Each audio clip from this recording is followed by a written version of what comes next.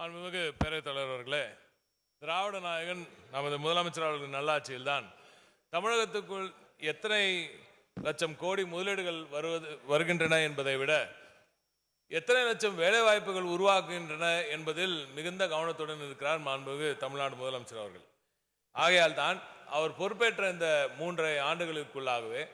வருடத்துக்கு ஏறத்தாழ 10 லட்சம் புதிய வேலைவாய்ப்புகள் உருவாகின்றன என்று ஒன்றிய அரசின் தரவுகளே கூறுகின்றன. அதை தாண்டி இந்த 3 ஆண்டுகளில் மட்டும் 10 லட்சம் கோடி ரூபாய்க்கான புதிய முதலீடுகளை ஈட்ட நமது மாண்புமிகு முதலமைச்சர் அவர்கள் 31 லட்சம் புதிய வேலை வாய்ப்புகளை உருவாக்கி இருக்கிற ஒரு மிகப்பெரிய வரலாற்று சிறப்புமிக்க ஒரு முதலமைச்சராக இங்கே வீற்றிருக்கிறார் என்பதை அவர் அறிய வேண்டும். இதை தாண்டி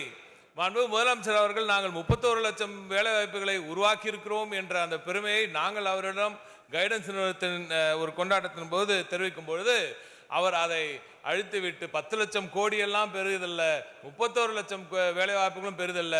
நீங்கள் இந்த 5 ஆண்டுகள் நிறைவேறுவதற்குள்ளாக 50 லட்சம் புதிய வேலை வாய்ப்புகளை உருவாக்கி தர வேண்டும் என்ற உத்தரவை இட்ட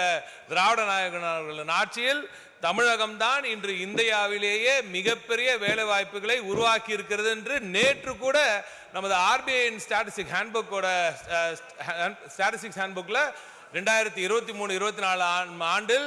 8,39,000 நாட்கள் வேலை நாட்கள் தமிழகத்தில் தான் உருவாக்கப்பட்டன என்ற அந்த ஒரு அற்புதமான தகவல் வந்திருக்கிறது என்பதை தங்கள் வாயிலாக நமது உறுப்பினருக்கு தெரிவித்துக் கொள்கிறேன். மாண்புமிகு பேரவைத் தலைவர்களே, இது எங்களது தரவு மட்டுமல்ல, ஒன்றிய அரசு அவர்களுக்கு நெருக்கமான அந்த ஒன்றிய அரசு தரும் அந்த தரவில் இருந்தான் கூறுகிறேன். நன்றி சொல்லி முடிங்க.